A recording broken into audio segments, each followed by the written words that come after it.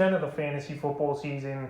And here's a few running backs I will bench this week. The first guy, Mike Davis of the Atlanta Falcons. So Mike Davis, he's pretty much just a change of pace back at this point, in my opinion, here for this Falcon team. And maybe some short yardage type of plays. They signed him in the offseason to a 2-year deal. And Davis had a great year, no doubt about it, last season, filling in for Christian McCaffrey with the Carolina Panthers. But this year, Cordell Patterson's taken over his job as a dual threat out of the backfield and a hybrid type of ball player. So the last few games here for Mike Davis, Week 7 in Miami, 4 carries, 10 yards. Week 8 versus Carolina, 5 catches, 22 yards, and 9 carries for 44 yards.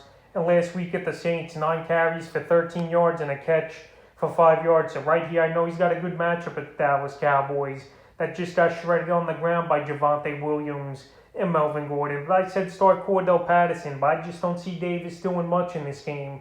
And if he does, he's still a player I can't trust with only one double-digit fantasy game since Week 5 here for Davis. So this week at Dallas, he could have a good game, but I just can't trust him with the performances we've seen in emerging this season. The next running back I'll bench this week's Jeremy McNichols of the Tennessee Titans. So McNichols, he pretty much had the same role in last week's ball game with Derrick Henry obviously out possibly for the whole season like he did before Henry got hurt. So right here, he was the passing downs back over there in Tennessee.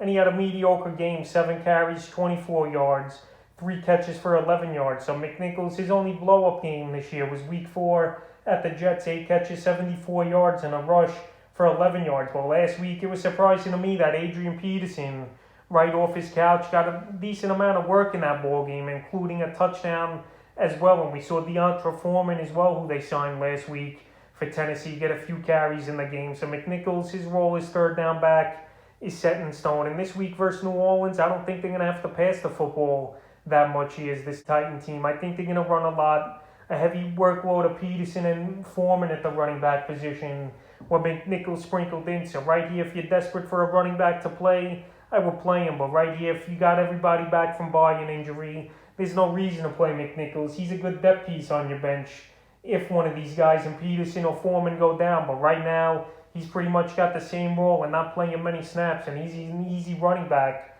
to bench this week. The next running back's James Robinson of the Jacksonville Jaguars. So James Robinson, he probably will play this week after hurting the heel a couple weeks ago, and last week he didn't play versus the Buffalo Bills. So James Robinson this season, he's been pretty decent.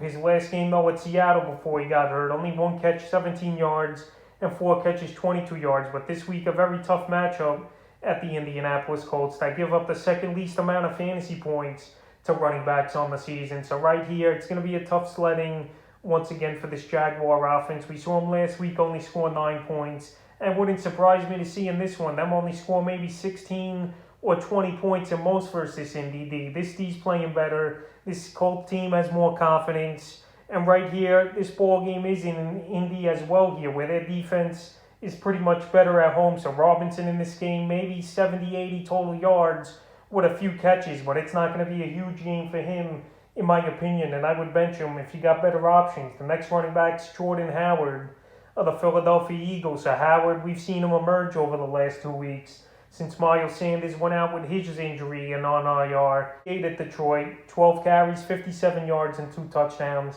And last week versus the Chargers, 17 carries, 71 yards, and a touchdown. So right here, this is going to be a tough game for all the running backs over here in Philly. Boston Scott, Howard, and Gainwell. But since Howard's been the leader in touches over the last 2 weeks here, he's a guy I'm going to recommend to bench this week. The Denver Broncos did a great job versus Zeke Elliott and Tony Pollard, I thought, last week here. And the Broncos are at home where they play much better, obviously, as well. And they give up the 8th least amount of fantasy points to running backs. So Howard, if he can't find the end zone in this one, his ceiling's only going to be 7 or 8 fantasy points. And in this game, I don't think he finds the end zone. And it's going to be tough sledding, especially for this Philly offense versus this Denver defense. So right now, I know Howard was a recommended pickup this week. But if I got better options, I definitely would bench him. And the 5th and final running back I would bench this week's Michael Carter of the New York Jets. So Michael Carter, I said to bench him last week, and he didn't do much of anything for the Indianapolis team. 13 carries, 49 yards,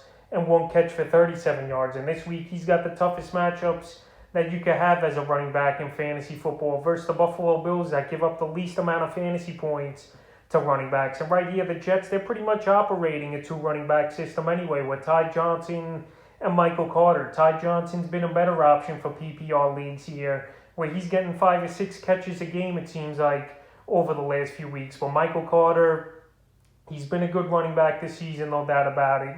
But I don't like the matchup, and I just don't like how the game script is probably going to go with Buffalo getting off to an early start like we saw Indianapolis do last week versus the Jets, where Carter's not going to run the football much and Ty Johnson will be in there on passing down. So that's a few running backs I will bench here for week 10 of the fantasy football season.